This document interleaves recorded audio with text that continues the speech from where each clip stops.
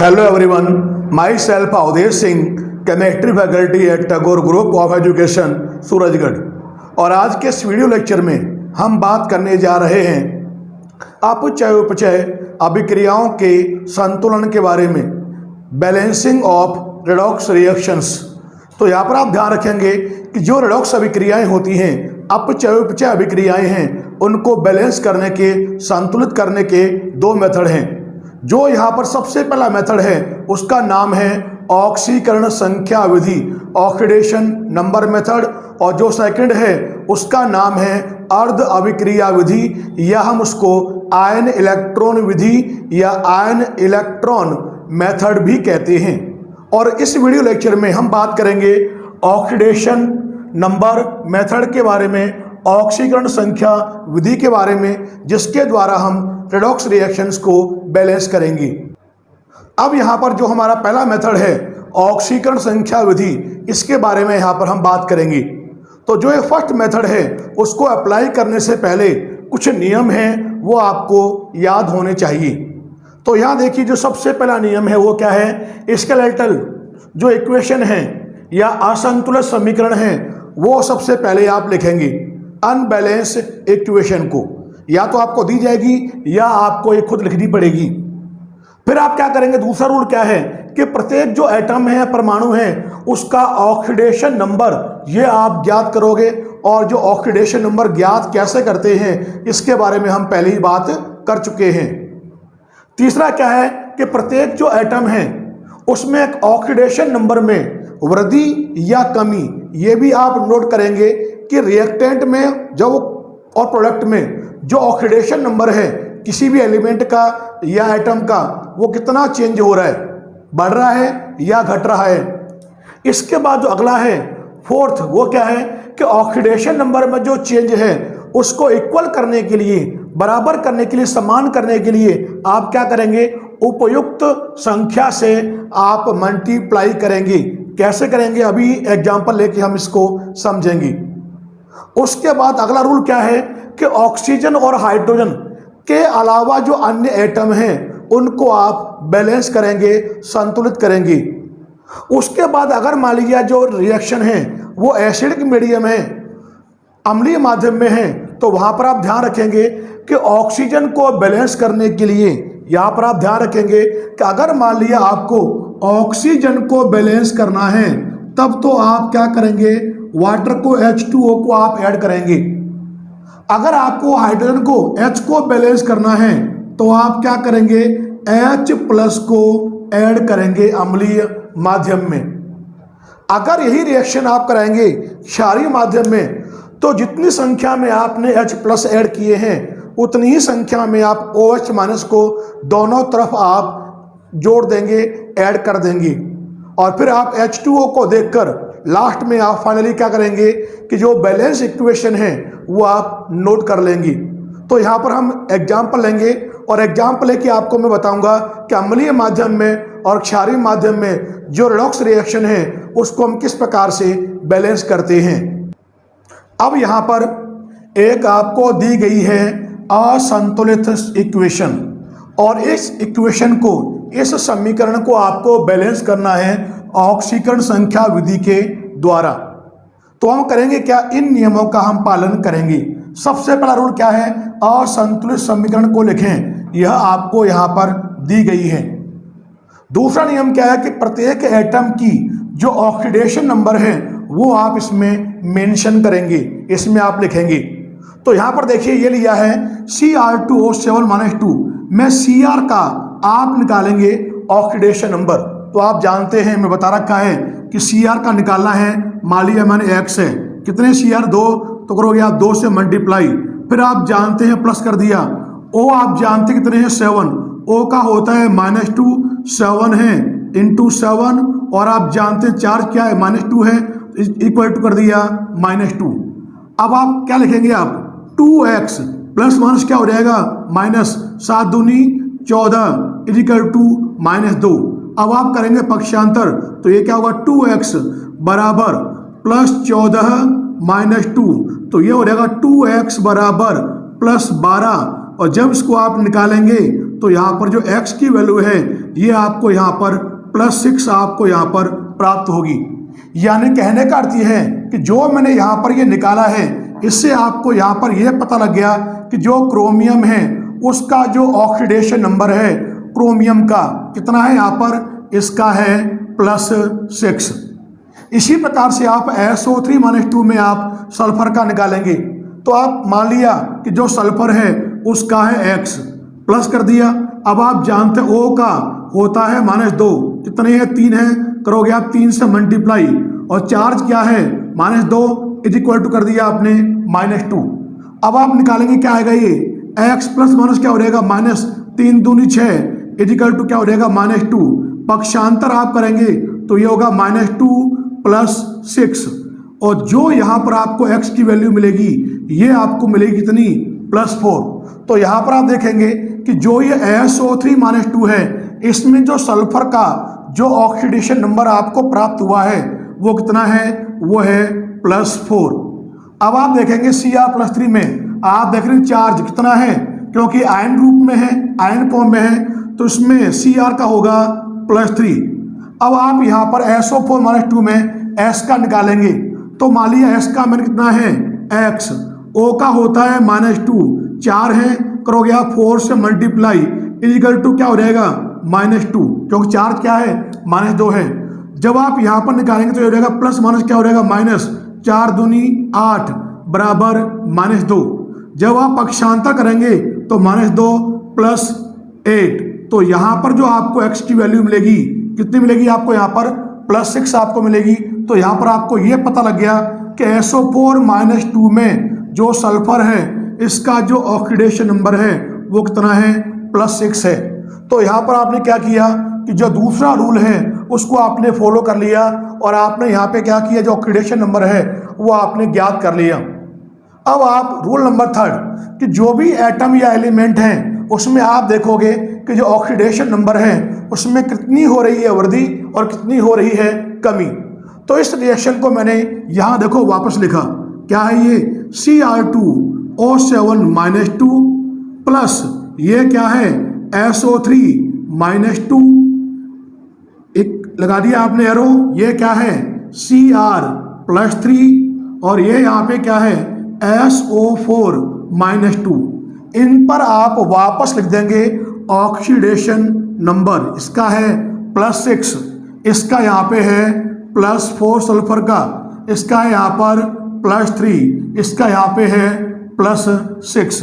अगर आप ध्यान से देखें तो आप यहाँ पर देखेंगे कि जो ये सल्फर है इसका +4 से क्या हो रहा है +6 हो रहा है, यानी अगर ये इसमें कन्वर्ट हो रहा है तो आप देखोगे कि जो ऑक्सीडेशन नंबर क्या हो रहा है बढ़ रहा है। तो यहाँ पर तक कौन सी रिएक्शन हो रही है, ये यहाँ पे हो रहा है ऑक्सीडेशन, ऑक्सीकरण। फिर आप देखोगे यहाँ पर कितना चेंज आया, +4 से +6 हो गया। तो यहाँ पर आप लिखेंगे क्या, चेंज इन ऑक्सीडेशन नंबर, कितना चेंज आया यहाँ पर चेंज आया कितने का 2 का। 2 क्या हो रहा है यहाँ पर, ये हो रहा है इंक्रीज, बढ़ रहा है। अब आप देखेंगे यहाँ पर क्या हो रहा है +6 से कितना हो रहा है +3, यानी यहाँ पर आप देखोगे अगर ये इसमें कन्वर्ट हो रहा है तो यहाँ पे क्या हो रहा है धनावेश में क्या आ रही है कमी आ रही है। तो आप जानते हैं ये जो होगा यहाँ पर, ये देखिए यहाँ पर क्या हो जाएगा, ये होगा यहाँ पे रिडक्शन यानी अपचयन, और यहाँ पे हो क्या रहा देखिए, यहाँ पे लिखेंगे अब आप क्या, चेंज इन ऑक्सीडेशन नंबर, कितना चेंज आया यहाँ पे चेंज आया कितने का 6 से 3 हो गया, तो 3 का चेंज आया, क्या हुई कमी, तो ये हो गया यहाँ पे डिक्रीज। इस तरह से आपने यहाँ पर सिंबल लगा दिए, यहाँ पर तो हो रहा है इंक्रीज और यहाँ पे हो रहा है ये डिक्रीज। तो यहाँ पर आपने ये काम भी कर लिया। अब आप करेंगे क्या कि जो ऑक्सीडेशन नंबर में जो चेंज हो रहा है उसको आप यहाँ पर इक्वल करेंगे। तो यहाँ पर तो आप देख रहे हैं क्या हो रहा था, यहाँ पर तो 2 बढ़ रहा है, यहाँ पर 3 क्या हो रहा है घट रहा है। तो आप उपयुक्त संख्या से मल्टीप्लाई करोगे ताकि ये जो संख्या है ये इक्वल हो जाए। तो हम करेंगे क्या, तो यहाँ पर आप देखोगे कि जो 2 है उसको तो आप मल्टीप्लाई करोगे कितने से 3 से, और जो 3 है उसको आप यहाँ पे मल्टीप्लाई कर दो कितने से, 2 से। तो होगा क्या, 2 तिये 6 हो जाएगा और 3 दूनी 6। तो यहाँ पे आप देखोगे कि यहाँ पे आप इस इक्वेशन में इसको आप 2 से करोगे मल्टीप्लाई, तो यहाँ पर आप देख रहे हैं 2 क्रोमियम पहले से है ही, यहाँ पे केवल एक ही है। तो आप क्या लिखेंगे, आप यहाँ पर रखेंगे इसको बिल्कुल as it is, Cr2O7 -2 plus, अब आप देखेंगे इसको करोगे आप 3 से मल्टीप्लाई, तो यहाँ क्या रहेगा, ये 3, ये क्या है SO3 -2, लगा दिया आपने यहाँ पर एरो। अब आप देखो यहाँ पे 2 क्रोमियम है, 2 से मल्टीप्लाई करना था, तो ये कर दोगे आप यहाँ पे 2Cr+3, और आप देख रहे हैं इसको करता आपको 3 से मल्टीप्लाई, तो ये हो रहा है यहाँ पे क्या 3SO4 -2। ये काम आपने यहाँ पर कर लिया और आपने क्या किया, उपयुक्त संख्या से आपने मल्टीप्लाई कर लिया। इसको तो मल्टीप्लाई किया 3 से, इसको मल्टीप्लाई किया आपने 2 से। अगला क्या है, क्या हम करेंगे क्या कि ऑक्सीजन और हाइड्रोजन के अलावा जो अन्य एटम हैं उनको आप यहाँ पर बैलेंस कर लेंगे। तो यहाँ पर आप देखेंगे जब आप बैलेंस करेंगे तो आप देखोगे 2 क्रोमियम हैं, यहाँ पर भी 2 क्रोमियम हैं, 3 सल्फर हैं, 3 सल्फर हैं। ये आप देखोगे कि क्रोमियम और सल्फर क्या है, आपस में बैलेंस है। तो ये भी हो गया आपका 5th रूल कंप्लीट। अब हम देखेंगे यहाँ पर मान लिया हम बात कर रहे हैं किसमें, एसिडिक मीडियम में आपको मान लिया रिएक्शन को बैलेंस करना है। तो यहाँ हम बात कर रहे हैं किसके बारे में, अब इन एसिडिक मीडियम। अब हम करेंगे क्या, यहाँ पर आप ध्यान रखेंगे, अब आप यहाँ पर जो ऑक्सीजन है पहले आप ऑक्सीजन को बैलेंस करेंगे, और ऑक्सीजन को बैलेंस करेंगे H2O को ऐड करके। तो पहले आप देखोगे कि ऑक्सीजन किस तरफ कितने हैं, तो यहाँ देखोगे आप रिएक्टेंट में देखोगे आप यहाँ कितने हैं, 7, 3 तिये 9 और 7। यहाँ पे आप देखेंगे कितने O हो गए यहाँ पर कुल मिलाकर, ये तो हो गए आपके 16 O हो गए इस तरफ। यहाँ देखोगे आप O 4 तिये 12, यहाँ कितने हैं ऑक्सीजन 12 है। तो आप देखोगे यहाँ पर कम किस तरफ है, ऑक्सीजन कम है इस तरफ। तो आप यहाँ पे कितने कम हैं, 4 कम है, तो आप यहाँ पे इस तरफ 4H2O को आप जोड़ देंगे।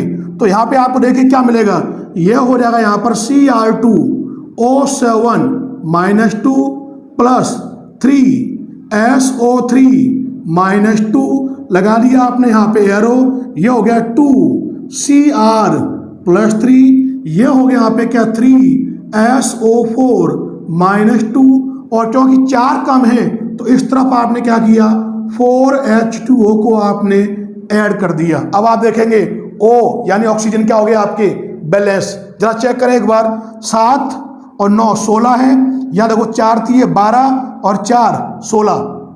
अब ऑक्सीजन के बाद हम करेंगे क्या, अब हम करेंगे किसको, अब हाइड्रोजन को। अब आप जानते हैं जो हाइड्रोजन है उनको बैलेंस करने के लिए हम करते क्या हैं, अम्लीय माध्यम में हम H+ को ऐड करेंगे। तो यहाँ देखोगे आप इस तरफ कितने H हैं, यहाँ पर इस तरफ एक भी H नहीं है। यहाँ देखिए आप कितने H हैं, ये देखोगे आप 4 दूनी 8, इस तरफ 8 H है, इस तरफ एक भी नहीं है। तो आप यहाँ पे इस तरफ आप 8H+ को ऐड कर देंगे, तो आपको देखो ये मिलेगा Cr2O7 -2 प्लस 3SO3 -2, और यहाँ पे आपने इस तरफ क्या किया 8H+ को कर दिया आपने ऐड, लगा दिया एरो, ये हो गया 2Cr+3 प्लस ये हो गया 3SO4 -2 प्लस ये हो गया यहाँ पे क्या 4H2O। और जो ये रिएक्शन आप देख रहे हैं ये आपकी यहाँ पर अम्लीय माध्यम में जो रिएक्शन है ये आपकी यहाँ पर बैलेंस हो गई। एक बार आप चेक कर लीजिए इसको, तो रिएक्शन क्या है आपकी, ये बैलेंस है। तो यहाँ जो मैंने लिखी है रिएक्शन, ये तो होगी आपके अम्लीय माध्यम में, ये होगी आपके बैलेंस। अगर आपसे पूछे बेसिक मीडियम में क्षारीय माध्यम में बैलेंस कीजिए, तो यहाँ पर आप ध्यान रखेंगे कि जितने आपने H+ जोड़े हैं उतनी ही संख्या में दोनों तरफ आप OH- को आप जोड़ देंगे। तो देखिए आप यहाँ पर ये लिखा मैंने Cr2O7 -2 plus SO3 -2 plus 8 H plus, और आपको मैंने बताया इतनी संख्या में आप क्या करोगे, OH माइनस को जोड़ दोगे आप दोनों तरफ। तो यहाँ लिख दिया मैंने 8 OH माइनस, यहाँ लिखोगे आप 2 Cr प्लस 3, ये हो गया प्लस 3 SO4 -2, ये हो गया 4 H2O, और यहाँ पे भी मैंने क्या किया 8 OH माइनस मैंने यहाँ लिख दिया।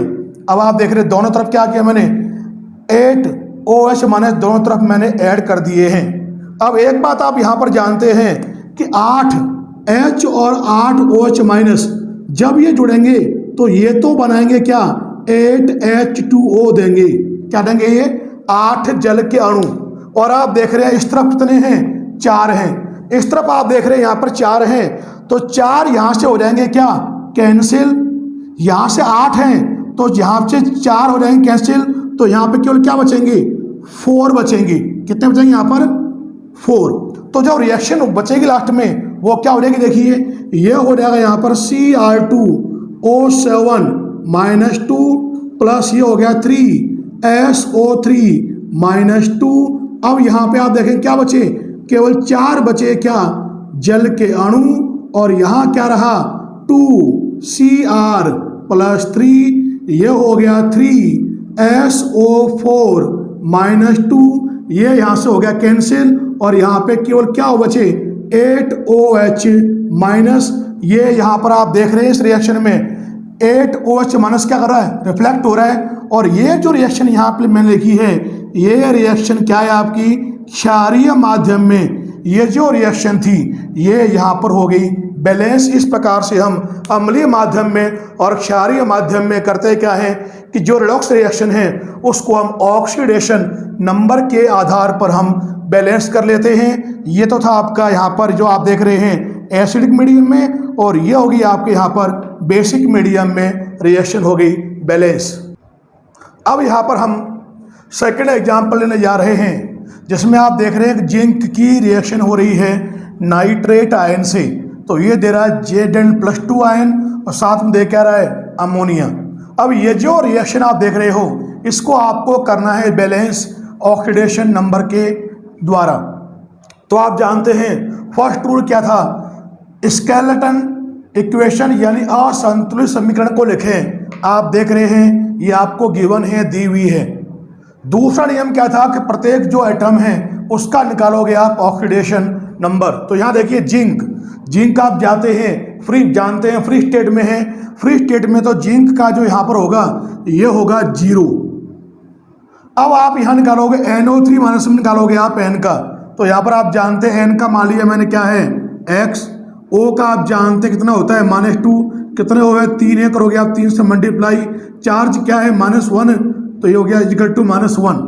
अब लिखोगे आप X प्लस माइनस क्या हो गया -3 दूनी 6 इक्वल टू -1। जब आप पक्षांतर करेंगे -1 प्लस 6, तो यहाँ जो आपको X का मान मिलेगा वो किस में आएगा +5 आएगा। तो यहाँ पर आपको ये पता लग गया कि जो NO3 माइनस आयन है इसमें नाइट्रोजन का जो ऑक्सीडेशन नंबर है कितना है +5 है। अब आप जानते हैं Zn+2 में जिंक पे कितना चार्ज है +2, तो इसकी जो होगी ये हो रहेगी +2। अब हम निकालेंगे अमोनिया में N का निकालेंगे। मान लिया जो नाइट्रोजन है उसका X है और आप जानते हैं प्लस कर दिया मैंने H का होता है +1, 3 है, करोगे आप 3 से मल्टीप्लाई, तो ये होगा X और कोई चार्ज है नहीं इक्वल टू 0। तो X प्लस 3 × 1 = 3 इक्वल टू 0। और जब आप पक्षांतर करेंगे तो यहाँ पर जो आएगा वो होगा X -3, यानी कहने का अर्थ है कि अमोनिया में जो नाइट्रोजन है इसका जो ऑक्सीडेशन नंबर है वो कितना है -3। अब आप थर्ड रूल देखेंगे। आप करेंगे क्या कि जो प्रत्येक एटम में ऑक्सीडेशन नंबर की कितनी वृद्धि कितनी कमी हुई है उसको आप नोट करेंगे।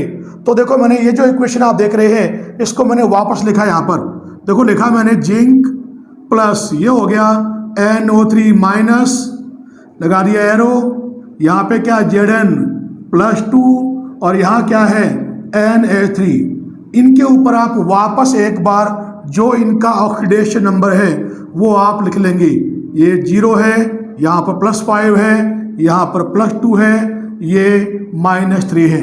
अब जो मैंने यहाँ पर ये लिखा है, अब देखो ध्यान से, यहाँ पर आप देखेंगे ये 0 से हो रहा है +2 में चेंज, +2 में चेंज हो रहा है, यानी क्या हो रहा है, धनावेश की मात्रा बढ़ रही है।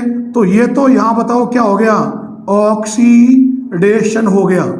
और इसमें हुआ क्या, यहाँ पर आप ध्यान रखेंगे, चेंज इन ऑक्सीडेशन नंबर कितना हो रहा है बताओ, यहाँ पर 0 से +2, तो ये हो गया 2 का क्या हो रहा है, इंक्रीज लगा दिया आपने एरो, 2 क्या हो रहा है यहाँ पर, बढ़ रहा है।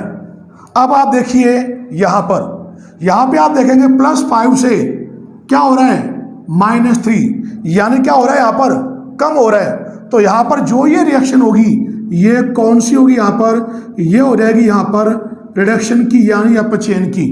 अब आप देखेंगे इसमें कितना चेंज आया। अब हम यहाँ बात करेंगे इसके बारे में, चेंज इन ऑक्सीडेशन नंबर। तो अगर आप देखें तो यहाँ कितना चेंज आ गया, प्लस के तो 5 है और फिर हो गया -3, तो 5 और 3 8, तो 8 का चेंज आया। क्या हो रहा है, ये डिक्रीज हो रहा है। इस प्रकार से आप देखेंगे। अब अगला रूल क्या है, चौथा, कि दोनों को इक्वल करने के लिए एक उपयुक्त संख्या से क्या करोगे, इसको आप मल्टीप्लाई कर देंगे। तो यहाँ पर आप देख रहे हैं 8 है, तो मैंने क्या किया, इस वाले को मैंने 4 से मल्टीप्लाई कर दिया, 4 दूनी 8, इसको आप करोगे 4 से मल्टीप्लाई।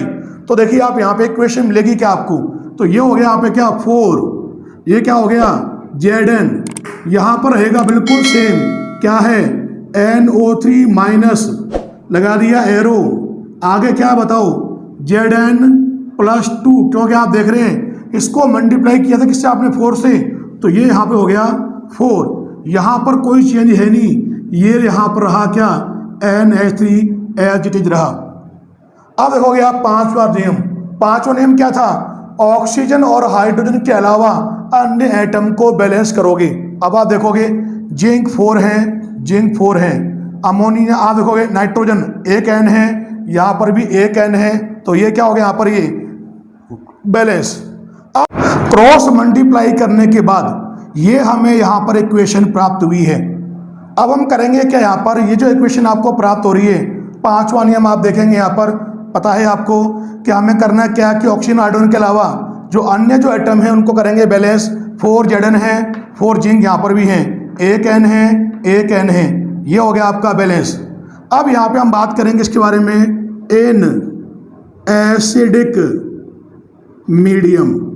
अगर हम एसिडिक मीडियम में लेते हैं तो हम करेंगे क्या, सबसे पहले अब आप यहाँ पर बैलेंस करोगे ऑक्सीजन को, और ऑक्सीजन को बैलेंस करेंगे हम बता रखा है जल के अणु को ऐड करके। तो आप देखोगे इस तरफ कितने ऑक्सीजन हैं, इस तरफ 1 भी नहीं है, इस तरफ कितने ऑक्सीजन हैं 3, तो आप इस तरफ क्या करेंगे 3 जल के अणु को जोड़ देंगे, तो क्या मिलेगा आपको, ये हो जाएगा 4 Zn प्लस NO3 माइनस, क्योंकि 3 यहाँ पे क्या है ऑक्सीजन, ये क्या हो गया 4 Zn +2 प्लस NH3, यहाँ पर O कम है कितने 3, तो इस तरफ आपने क्या किया 3 जल के अणु आपने जोड़ दिए। ये तो हो गया आपका ऑक्सीजन हो गया बैलेंस, 3 O इधर है और 3 O आपके इधर हो गए। अब आप बैलेंस करोगे किसको, हाइड्रोजन को, जैसे मैंने आपको यहाँ पर बता रखा है। हम करेंगे क्या, H+ को ऐड कर देंगे जिस और कमी होगी। तो यहाँ देखो H कितनी है, यहाँ 0 है, यहाँ कितने H हो गए, देखो 3 दूनी 6, और यहाँ कितने हो गए, ये 6 और 3 9, तो यहाँ पर आप क्या करेंगे, इस तरफ 9H+ को ऐड करेंगे तो क्या हो जाएगा, ये हो जाएगा 4, ये हो गया Zn प्लस NO3 माइनस, और ये हो गया यहाँ पे क्या 9, क्या हो गया H+ आपने ऐड कर दिए। अब आप देखोगे यहाँ पे क्या हो गया 4 Zn +2, ये हो गया आपका NH3, और ये हो गया यहाँ पे क्या 3H2O। और जो ये रिएक्शन आप देख रहे हो यहाँ पर, ये आपकी यहाँ पर रिएक्शन हो गई बैलेंस, किस कंडीशन में, इन एसिडिक मीडियम। अब जो ये रिएक्शन आपने बैलेंस की है अम्लीय माध्यम में, अब हम बात करेंगे बेसिक मीडियम अगर आपको मिले तो आप कैसे करेंगे बैलेंस? तो लिखा मैंने यहाँ पर इन बेसिक मीडियम। अगर आपको बेसिक मीडियम में बैलेंस करना है तो जितने आपने यहाँ पर ऐड किए हैं H+ उतने ही आप OH- को आप दोनों तरफ ऐड करेंगे। तो होगा क्या, यहाँ देखो ये मिलेगा आपको 4, ये हो गया Zn+, ये हो गया NO3-, यहाँ पे क्या है 9 है H+, तो आपने इस तरफ भी क्या किया 9 OH- जोड़ दिए और दूसरी तरफ भी आप क्या करेंगे 9 OH- को जोड़ देंगे। तो ये हो गया NH3, ये हो गया यहाँ पे क्या 3H2O और यहाँ पर भी क्या किया आपने 9 OH- को आपने ऐड कर दिया। अब जब आप यहाँ पे ऐड करेंगे तो यहाँ पर एक बात ध्यान से देखिए, यहाँ पर आप देखेंगे कि 9H और 9OH-, H+ OH- क्या बनाएगा ये बनाएगा यहाँ पे 9H2O। अब आप देख रहे हैं यहाँ पर कि यहाँ पे किस तरफ क्या है 3H2O है, 3 है, तो यहाँ 3 तो क्या हो जाएंगे आपके कैंसिल, इसमें 3 कैंसिल होंगे तो बताओ यहाँ पे क्या बचे, केवल 6 बचेंगे H2O।